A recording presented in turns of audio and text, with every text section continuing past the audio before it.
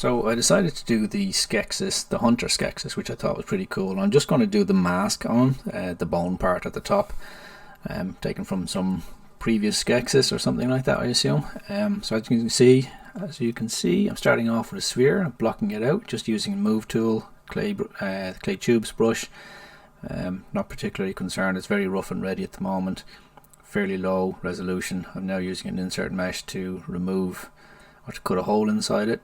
The same for the nostrils, just cutting a hole inside and not particularly caring about the thickness of the skull just yet because we don't really see an awful lot underneath.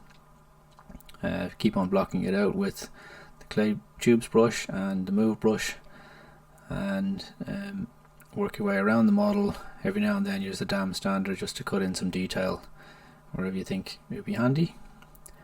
And yeah, adding some teeth, just adding another sphere, adding it in, and then just placing it in, and then using symmetry to get it on the other side, placing them roughly where they should be.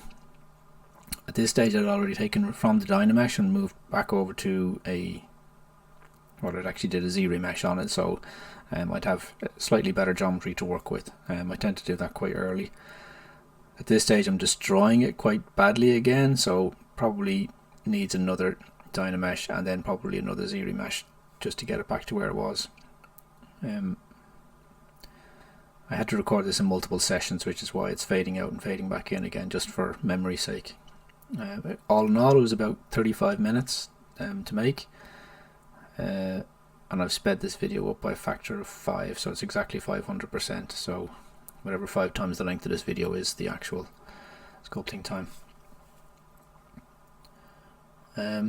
I do like using the clay tubes brush here just for it gives you that nice texture to something, and the smaller you go with it, the more it helps you just define the shapes a little bit more. So as you're going around, if you find shapes that you're not particularly fond of, they're a little bit lumpy or something like that, the clay tubes brush is a great way to just try and smooth them out a little bit, and gives you an awful lot of control over exactly how much detail you're doing and where you're smoothing and where you're adding in where you're adding in detail basically, or where you're taking out roughness or lumpiness. Obviously this is quite an organic model anyway, so the idea here would be that there would be a certain level of that. I haven't used an awful lot of symmetry or asymmetry in this yet. I'll wait until the very end with that. As you can see, it is still quite lumpy. I do this model on the inside as well, just because we do see through the eye sockets, so if we see some bone on the interior, well, then it would be good to make sure that we still have that texture in there as well.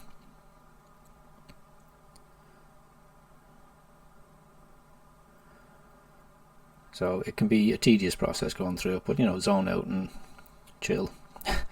It's worth it.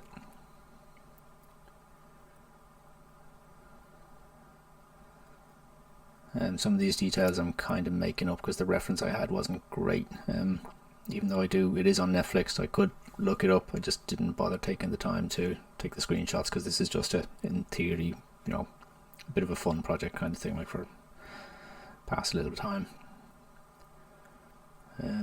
There's a hole in there that you can see in the mesh, so I do freeze the subdivision levels later on to fix that hole and then get it back, which is a great way to repair geometry that's already gone a little bit too far or has problems. Teeth are still separate, so we don't actually destroy them while we're working on this.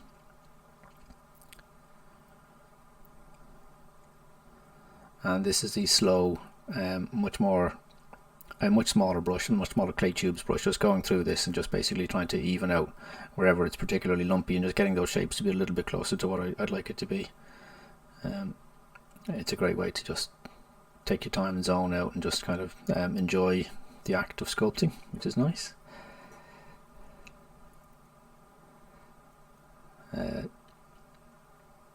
Yeah.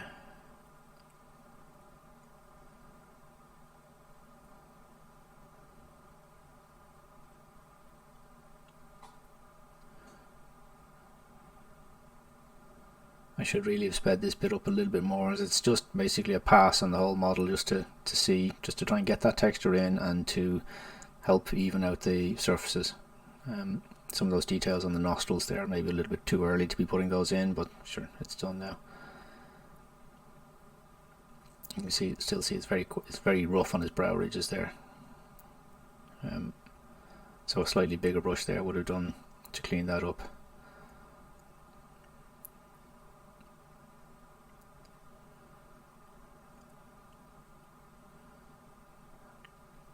Again, that could have gone a little bit smoother again if I went with a larger brush, but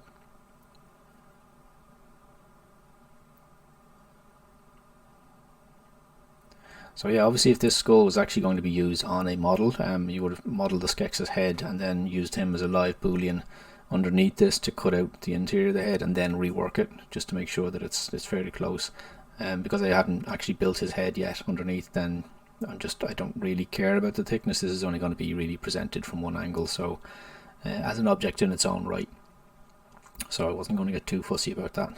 Sculpting on the inside of this just because we do see it again through the eye sockets, so just to make sure. And I think this is the part where I repair the mesh, those two little holes that you see, which is just freeze subdivisions. Use the poly modeling tools and go in and fix that, and then unfreeze.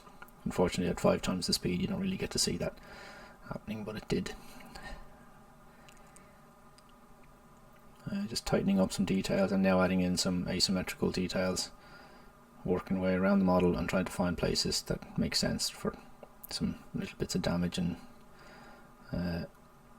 some of this stuff will be harder to see. We're just inserting some kind of bone pores as such, like this kind of large spots that kind of indicate bone, and then going through and putting in some smaller ones as well. I changed the color here just to try and see it a little bit more clearly, but it's maybe not as evident as it could be.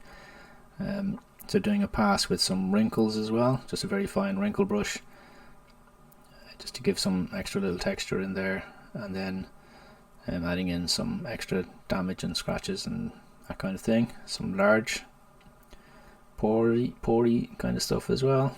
Going down to lower subdivision levels to make major changes underneath on the nostrils, adding a little bit of detail to the teeth.